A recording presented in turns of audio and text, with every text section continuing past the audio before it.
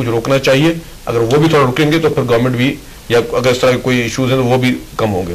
जहां तक टेररिज्म की बात थी, टेररिज्म में एक फैक्टर को हम सब मिस कर गए, और वो जो मेजर फैक्टर वो ये है मेरे ख्याल से कि जो हमारे अंदर मौजूद लोग हैं, हम सारा इल्जाम, जिस तरह मेरे भाई ने अमेरिका पे एक वैसा डाल दिया, मैं आपको बताऊं कि हमें कुछ अपने आप को भी देखना चाहिए कि हमारे अंदर मौजूद जो लोग हैं, कि हमारे लोग टूल्स किसी के भी क्यों बनते हैं. हमारे अंदर जो मौजूद लोग हैं, जो जिहादी तंजीमों में है या सेक्टेरियन में है या पॉलिटिकल पार्टीज में, अब क्रिमिनल फैक्टर जो है वो हर जगह पे फैल गया है. अब उसको सबको मिल बैठ कर निकालना पड़ेगा. मेरे भाई ने एक बहुत अच्छी बात की मुहर्रम के हवाले से कि मुहर्रम में आप इतना उनको प्रोटेक्शन हर जगह पे नहीं दे सकते, लेकिन यही चीज है कि गवर्नमेंट अपनी तरफ से पूरी कोशिशें कर रही है.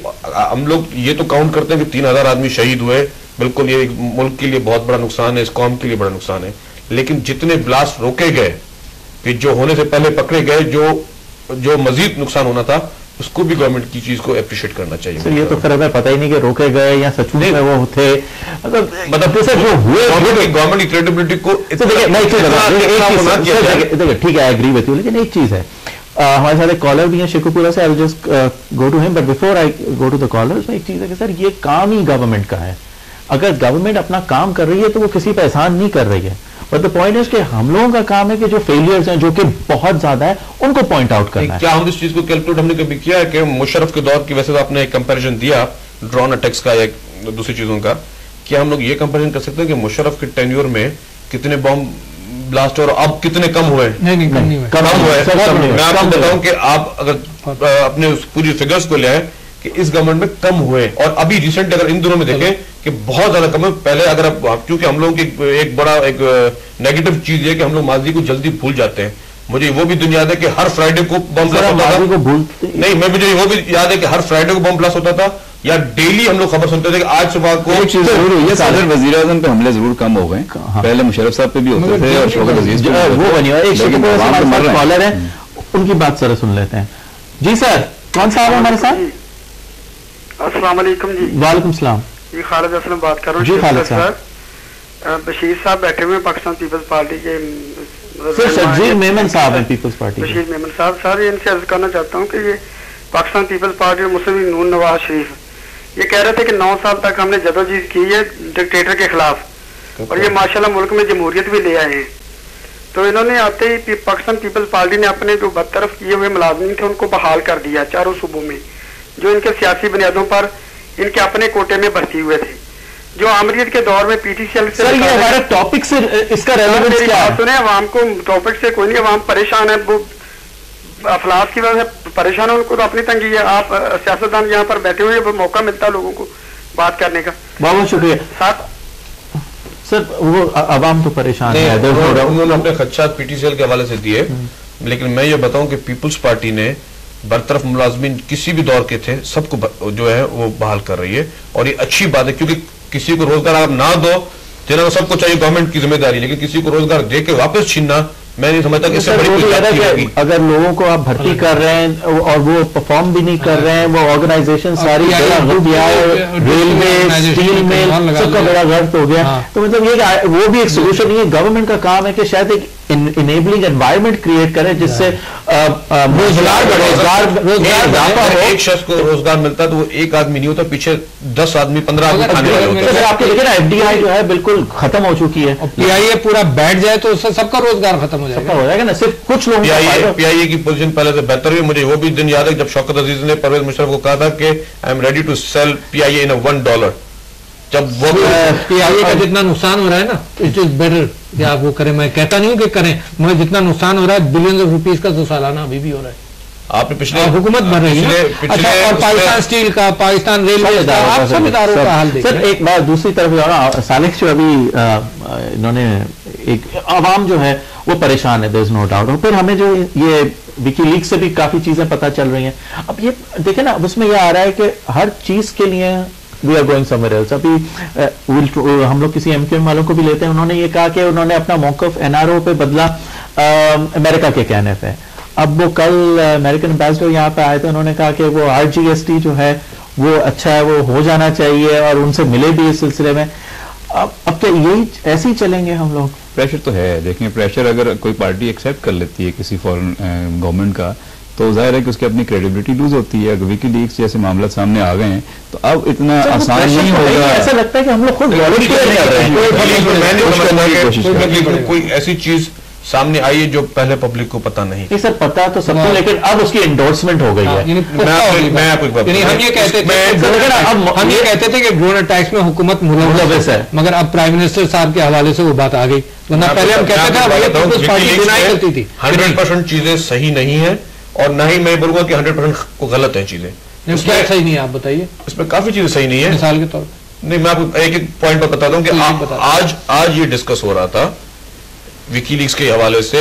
میں حامد میر صاحب کا پروگرام کل والا آج ریپیٹ ہو رہا تھا, وہ دیکھ رہا تھا. اس میں خواجہ سعد رفیق نے یہ کو ڈینائل کیا کہ ہم نے قدیر خان صاحب نے کہا کہ مجھے نون لیگ نے سینٹ کی سیٹ آفر نہیں کی تھی. وہ بات بھی کوڈ ہوئی تھی, جس کو پھر خواجہ سعد رفیق نے بھی ڈینائی کیا. اس میں 100% نہیں ہوتی. یہ کس طرح ہے کہ ایمبیسڈر بیٹھی, آپ کے ساتھ ملاقات ہوئی, اس میں ساتھیوں سے بھی ملے وہ لوگ. اچھا ایسا نہیں ہے. آپ اگر وہ اوریجنل دستاویزات دیکھیں نا, اس میں وہ یہ ہوتا ہے بیسکلی یہ ہے کہ جیسے منٹس ہوتے ہیں نا میٹنگ کے, وہ نہ ایمبیسڈر صاحبہ کی سوئی وہ اس میں غلط لکھیں گے تو اپنی گورنمنٹ کو کیا غلط وہ کر ہی نہیں سکتے سر, وہ کر ہی نہیں سکتے ایسا. میں آپ کو بتاؤں کہ اگر انہوں نے آپ سے کوئی بات سنی, کل پرسوں میرے ایک اور پروگرام میں فوزیہ وہاب صاحبہ آئی ہوئی تھی. وہ کہنے لگی کہ ان کو پتہ ہی نہیں تھا کچھ, وہ تو صرف 3 سال کے لیے آئی تھی. اب نارملی کسی بھی ایمبیسڈر کی جو پوسٹنگ ہوتی ہے وہ ہوتی ہی 3 سال کے لیے. They don't stay much longer than that. کام کر رہا ہوتا ہے نا. Exactly. ہمارے یہاں ہوتا ہے کہ وہ رشتہ دار ہوتا ہے, وہ ایک جگہ پہ چلا جاتا ہے, پھر وہ رہتا ہے جب تک پوری حکومت رہتی ہے. وہاں پہ ایسا نہیں ہوتا ہے. 3 سال کی کسی سے بھی کوئی بات کی, اب انہوں نے اس کا جو مقصد نکالنا ہے, مقصد نہیں ہے. اگر آپ ورڈ ٹو ورڈ کوئی ٹائپنگ نہیں ہوتی. جی سر, ایگزیکٹلی یہی ہوتا نہیں ہوتا ہے. اس میں لکھا ہوا بھی ہے کچھ جگہ پہ کہ نوٹ ٹیکر تک کون تھا. ڈاکٹر صاحب بالکل, میں آپ کے سامنے عرض کرتا ہوں, وکی لیکس کو اگر آپ ڈاکومنٹس پڑھیں تو اس کے اندر شروع میں سمری ہے, اس کے اندر اس سے پہلے یہ ہے کہ یہ کہاں جائے گی, کیوں کلاسیفائی کیا گیا ہے. اس کے بعد سمری کے بعد وہ ڈیٹیلز ہیں ان پیراگراف کی, کس نے کیا کہا, کس نے کیا کہا. اچھا, یہ کہنا کہ وہ اپنی ہی گورنمنٹ کو غلط انفارم کریں گے, میں اسے بلیو نہیں کرتا ہوں. البتہ یہ ضرور ہے کہ اس کے اندر بہت ساری باتیں آئی ہیں ان کے اپنے پرسپشن سے. پرسپشنس کو آپ ایک طرف نکال دیے, یعنی ان کا یہ کہ انہوں نے یہ کہا کہ ہمارا خیال ہے کہ یہ ہوگا, وہ خیال آپ ایک طرف نکال دیے. مگر انہوں نے پرسپشن دیا, انہوں نے بولا ہے کہ دس از آور تھنکنگ. ہاں, اگر کیانی صاحب نے کچھ کہا ہے تو وہ بھی اس میں ہے. اچھا, کیانی صاحب نے اگر یہ کہا ہے کہ جناب میرے خیال میں اسفندیار ولی زیادہ بہتر پرائم منسٹر ہوگا, تو وہ بھی وہاں موجود ہے, کوٹ ان کوٹ موجود ہے. اگر فضل الرحمان صاحب نے یہ کہا ہے کہ وزیر اعظم بنا دیں, اور امریکہ ہم جانتے ہیں کہ امریکہ بناتا ہے, ڈینائی کیا کہ میں نے نہیں کہا. ڈاکٹر سلیم خان نے کہا کہ میں نے ٹکٹ مانگی. فضل الرحمان صاحب کے سلسلے میں جو ریپوٹیشن, اس کا مقصد ہے کہ ہم لوگ اپنے ملک کے لوگوں پہ اعتبار نہیں کرتے. ہمارے ملک والے ہمارے ساتھ جھوٹ بولتے رہے. معاف کیجیے گا, میں بڑا کلیئر بات آپ کے سامنے کرنا چاہتا ہوں کہ ہم اتنے دنوں سے کہہ رہے تھے کہ ڈرون اٹیک کے اندر یہ ملوث ہیں. اچھا, حکومت ڈینائی کرتی رہی, وہ کلیئر ہو گیا. تو جناب ہم اب بلیو نہیں کرتے, اس وجہ سے نہیں بلیو کرتے کہ اگر یہ سچ بول رہے ہوتے تو پھر ہم انہیں پر بلیو کرتے.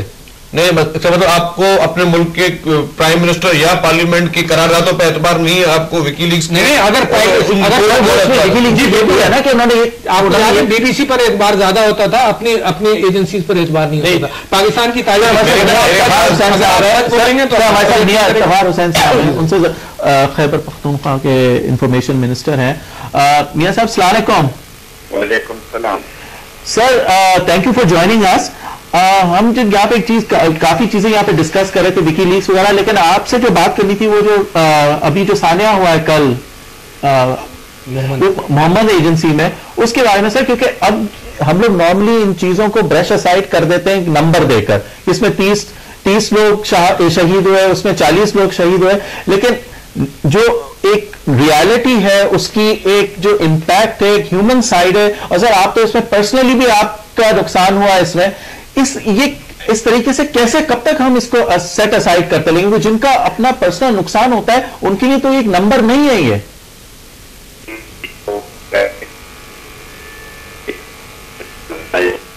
ہمارے پاس آواز صحیح نہیں آ رہی ہے. سر آپ سے دوبارہ رابطہ کرتے ہیں, آواز صحیح نہیں آ رہی تھی. ڈاکٹر وغیرہ. سر بیک ٹو یو. جناب एक तो ये बात सोचिए क्या IS से फर्क पड़ेगा। असल में हुआ ये है कि जो दुनिया के क्यादत है आज इस वक्त, वो अमेरिका मिसाल के तौर पर सुपर पावर है, एक्सप्लॉइट कर रहा है, दुनिया के अंदर पहुंचा हुआ है, अपने इंटरेस्ट से काम कर रहा है और उसकी मुल्क अपना इंटरेस्ट से काम मगर अपने इंटरेस्ट से इस तरह से इस हद तक काम कर रहा है कि वो वाइस रॉय बनाकर उसने यहाँ एम्बेसडर भेज दिया जो मामूली चीजों को हम क्यों करने देते हैं उसे वाइस रॉय। ये असल बात है। असल बात ये है कि अगर आप विकीलीक्स पढ़ें, बहरीन, दुबई, अबू धाबी और सऊदी अरब की रिपोर्ट आज आप देखें तो उसके अंदर मिसाल के तौर पर हमें यह मालूम था कि Saudi government is a little against Iran, लिहाजा उसने कहा कि ईरान जो है ये बॉम्ब बनाएगा, इसको रोको। हमें पता चल गया कि ये ओपनली इन्होंने कहा भी अमेरिकन को। मगर दुबई मिसाल के तौर पर दुबई ने कहा कि हमारे ट्रेडिंग पार्टनर है ईरान के खिलाफ एक्शन मत लो, टॉक्स इज बेटर। तो मैं आपके साथ जहां खुददारी है थोड़ी बहुत ना, तो वहां पर आपको उसका रिफ्लेक्शन नजर आ जाएगा। जहां खुददारी नहीं है, हम जैसा मुल्क जो हर चीज में एड मांगता रहता है, अपने लोगों को टैक्स एक पॉइंट है उसमें, एक डॉक्यूमेंट में उसमें ये भी था कि एन पैटरसन ने जब कुछ वहां पे लोग गए, उन्होंने कहा chief of army staff so and so को बनना चाहिए, तो उन्होंने कहा कि दे आर ओवर एस्टिमेटिंग हमारा पावर जो है to appoint chief of army साहब। इस पॉइंट में हम वापस आते हैं, हमारे साथ इफ्तिखार साहब फिर से हैं। इफ्तिखार साहब, थैंक यू वंस अगेन। बड़ी मेहरबानी सर। ये टेररिज्म के हवाले से आप किस तरीके से अब इसको देख रहे हैं? सबसे पहले तो ये कि आपने जिस तरीके से बात की, अगर किसी के दिल में थोड़ा बहुत दर्द हो तो वो हर एक की तकलीफ को अपना तकलीफ महसूस करता है। रही ये बात कि नंबर वाली, बिल्कुल इंसानियत के नाते से ये नंबर की बात नहीं है। जो कोई भी यहाँ से दुनिया से जाता है, ये अपनी एक दास्तान और कहानी होती है कि किसी का बाप बेटे के बगैर रह जाता है, माँ बगैर बेटे के बगैर रह जाता है, जब बेटा चला जाता है उसकी औलाद रह जाती है, उसके नाम से उसकी बीवी रह जाती है, बड़ी माशरती मुश्किलात होते हैं, बड़ी। और हमें तो एहसास है कि जिस इस किस्म का वाक़या हो तो हमारे सामने नजरों के सामने सब कुछ होता है। बदकिस्मती से इस तरीके से उसको कंपनसेट करना और उसके उस गम को कम करना, ये काफी मुश्किल बात है। और फिर हम तसलसल से इस मुसीबत में गिरे हुए हैं। जब तक दहशतगर्दी का खात्मा नहीं होता तो ये सवाल उठते रहेंगे और इसी तरह कुर्बानियां देते रहेंगे। और दहशतगर्दी के खात्मे के लिए बुनियादी असूल है हमारे इस मंतके में जो है, और वो यही है कि अब अफगानिस्तान में नेटो फौज है, अफगान हुकूमत है, और वहां पे दहशतगर्दों का खात्मा उनकी ड्यूटी है। और उनका खात्मा जब नेटो और अमेरिका मौजूद हो और 30 साल से एक दहशतगर्दी की बुनियादें वहां पे रखी गई हैं, वहां पे खत्म करना इनकी जिम्मेदारी है कि वो पूरी करें। और फिर उसके बाद हमारी पाकिस्तान में हमारी मुंतखब हुकूमत और बशमूल हमारी सिक्योरिटी एजेंसी और फौज, इसकी जिम्मेदारी है कि वो दहशतगर्दों को